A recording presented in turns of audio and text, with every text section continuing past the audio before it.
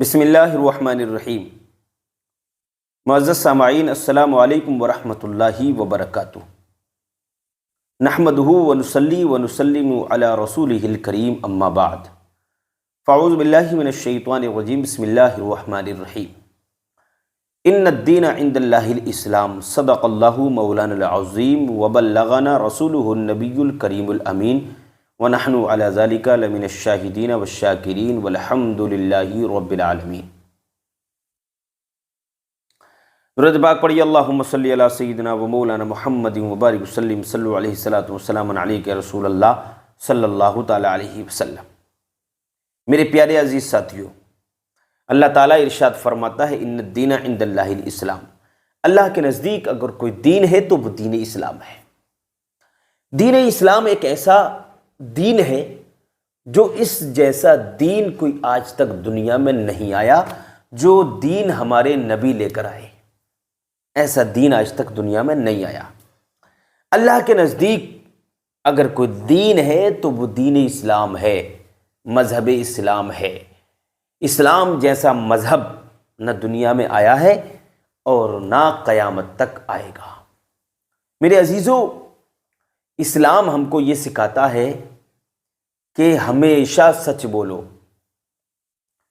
قرآن پاک میں فرمایا گیا، لعنت اللہ علی الکاذبین، جھوٹوں پر اللہ کی لعنت ہوا کرتی ہے۔ تو اگر کوئی انسان جھوٹ بولتا ہے تو اس کے اوپر اللہ کی لعنت ہوتی ہے، تو مطلب یہ ہوا کہ جھوٹ بولنا حرام ہے۔ اگر کوئی انسان روزی کما رہا ہے، کام کر رہا ہے، کوئی پیشہ کر رہا ہے، اس میں جھوٹ بولتا ہے، جھوٹ بول کر پیسے کماتا ہے، دھندے میں جھوٹ بولتا ہے، کاروبار میں جھوٹ بولتا ہے، بزنس کرنے میں جھوٹ بولتا ہے، بات کرنے میں جھوٹ بولتا ہے لوگوں سے، تو سمجھو کہ وہ گناہ کماتا ہے، گناہ کماتا ہے۔ اور جھوٹ بولنے سے روزی کم ہوتی ہے، ہر روزی کو وہ اپنی خراب کرتا ہے، حرام بنا لیتا ہے۔ جھوٹ بول کر جو روزی کمائی جاتی ہے وہ حلال نہیں رہتی، بلکہ اس کے اندر ایک خلل پیدا ہو جاتا ہے۔ تو میرے عزیزو، اسلام یہ سکھاتا ہے، قرآن یہ سکھاتا ہے، اللہ کا فرمان یہ ہم کو بتاتا ہے، اللہ تعالیٰ ہم سے فرماتا ہے کہ جھوٹوں پر اللہ کی لعنت ہوتی ہے۔ میرے عزیزو، تو جھوٹ سے بچنا ضروری ہو گیا، تو جھوٹ کبھی نہ بولو، یہ مذہب اسلام ہم کو بتاتا ہے۔ مذہب اسلام میں وہی صحیح معنی میں داخل ہے جو جھوٹ نہ بولے، ہمیشہ سچ بولے، اس لیے کہ ہمارا مذہب ایسا ہے کہ ہم کو بتا رہا ہے کہ سچ بولنا ہے، ہمیشہ سچ بولنا ہے۔ اور مذہب اسلام میں ہمیں بتایا گیا کہ چغل خوری نہیں کرنا ہے۔ اللہ کے نبی ارشاد فرماتے ہیں کہ چغل خور جنت میں نہیں جائے گا۔ غیبت نہیں کرنا ہے، جو غیبت کرتا ہے تو سمجھو کہ وہ اپنے مرے ہوئے بھائی کا گوشت کھاتا ہے، سمجھے؟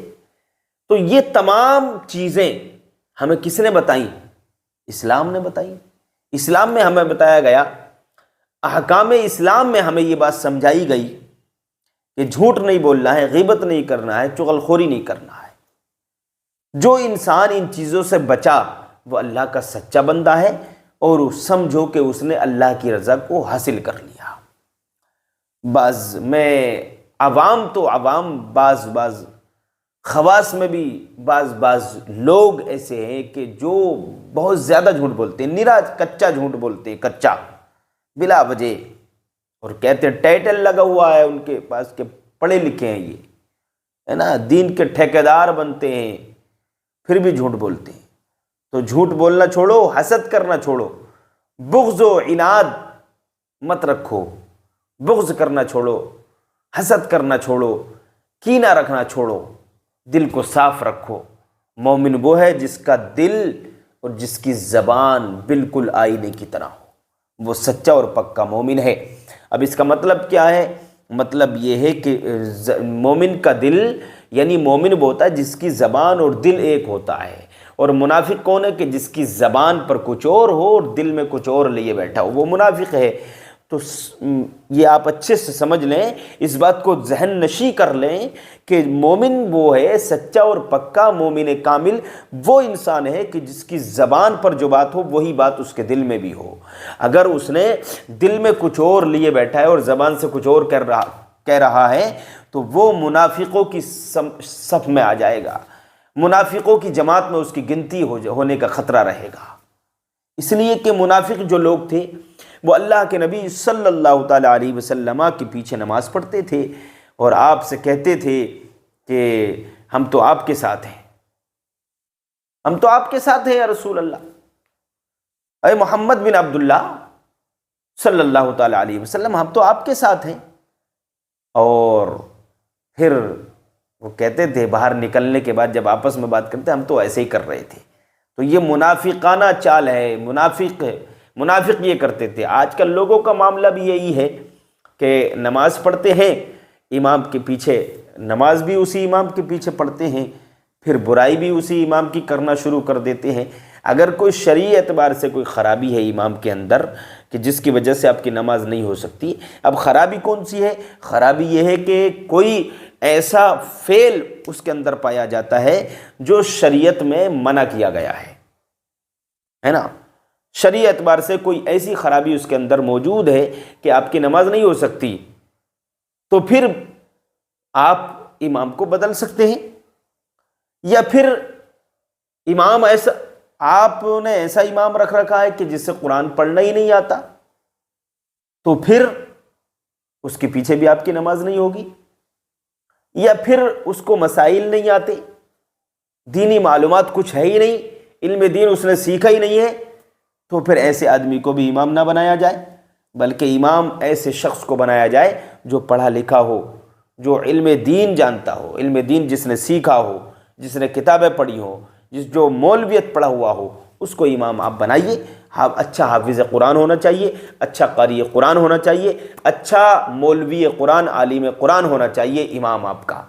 اور آپ یہ نہ دیکھیں کہ تنخواہ زیادہ جائے گی، نہیں، تنخواہ بھلے ہی زیادہ جائے لیکن امام ایسا ہونا چاہیے، ایسا امام ہونا چاہیے تاکہ لوگوں کو وہ سدھار سکے، لوگوں کو مسائل بتا سکے، قرآن کریم کو اچھا پڑھ سکے۔ میرے بھائیوں، تو دیکھیے دین ہم کو، اسلام ہم کو کیا سکھاتا ہے۔ اب قرآن کریم کی ایک آیت مجھے یاد آ رہی ہے، یہاں پر قرآن کریم میں فرمایا گیا، کیا فرمایا گیا؟ قل متاع الدنیا قلیل، اے محبوب آپ فرما دو دنیا کا سامان تھوڑا ہے، دنیا کا سامان تھوڑا ہے۔ اور اللہ نے کیا فرمایا؟ قل متاع الدنیا قلیل والآخرۃ خیر لمن اتقی، اور آخرت بہتر ہے پرہیزگاروں کے لیے، پرہیزگاروں کے لیے۔ تو دنیا کا سامان تھوڑا سا ہے، ختم ہو جائے گا، یہ دنیا ختم ہو جائے گی، دنیا باقی رہنے والی نہیں ہے، دنیا چند دن میں ختم ہو جائے گی۔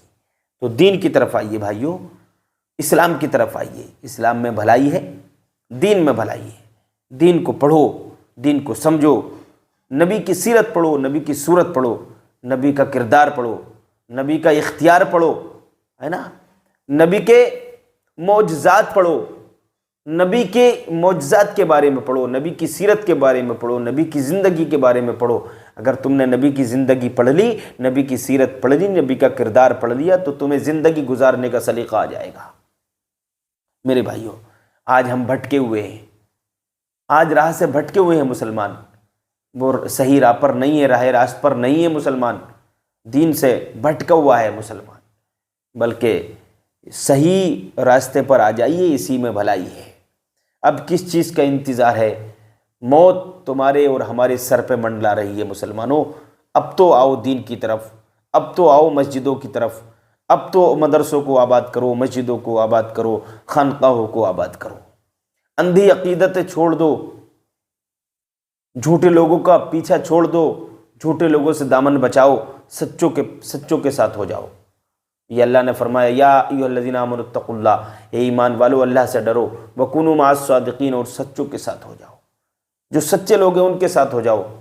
سچوں کے ساتھ رہنا بھلائی کرنے سے بہتر ہے، بھلے لوگوں کے ساتھ رہنا، بھلے لوگوں کے ساتھ رہنا بھلائی کرنے سے بہتر ہے، اور برے لوگوں کے ساتھ رہنا برائی کرنے سے برا ہے۔ آیا میرا جملہ سمجھ میں آپ کی؟ ایک بار اور سمجھ لیجئے، ذہن نشی کر لیجئے۔ اچھائی کرنے سے بہتر ہے اچھے لوگوں کے ساتھ رہنا، اور برائی کرنے سے برا ہے برائی کرنے سے بھی زیادہ برا ہے برے لوگوں کے ساتھ رہنا۔ آپ کوئی انسان سود کھاتا ہے، آپ سود خور کے ساتھ رہیں گے تو ایک دن آپ بھی سود کھانے لگیں گے، سود ہی بن جائیں گے، آپ بھی سود خور بن جائیں گے۔ رشوت خور کے ساتھ رہیں گے آپ بھی رشوت خور بن جائیں گے، ہے نا۔ جھوٹوں کے ساتھ رہیں گے تو ایک دن آپ بھی جھوٹ بولنے لگیں گے، وہ بھی آپ کو جہنم کے راستے پر کھڑا کر دے گا لے جا کر کے۔ تو سچوں کے ساتھ ہو جائیے، نمازوں کی پابندی کیجیے، قرآن کریم پڑھیے۔ اللہ نے فرمایا ھدی للمتقین، ہدایت ہے متقین کے لیے، پرہیزگاروں کے لیے۔ یہ کتاب کیا ہے؟ ذالک الکتاب لا ریب فیہ، یہ وہ کتاب ہے جس کے اندر شک کی گنجائش نہیں۔ اور اسی میں فرمایا گا ھدی للمتقین، الف لام میم، ذالک الکتاب لا ریب فیہ ھدی للمتقین۔ تو یہ وہ کتاب ہے کہ جس کے اندر شک کی گنجائش نہیں، اور اللہ نے فرمایا کہ یہ متقین کے لیے اور پرہیزگاروں کے لیے ہدایت ہے۔ تو آج کے لیے اتنا ہی کافی ہے، بہت ساری باتیں میں آپ کو بتا چکا، عمل کی اللہ پاک توفیق عطا فرمائے۔ آج کے لیے اتنا ہی کافی ہے۔ السلام علیکم۔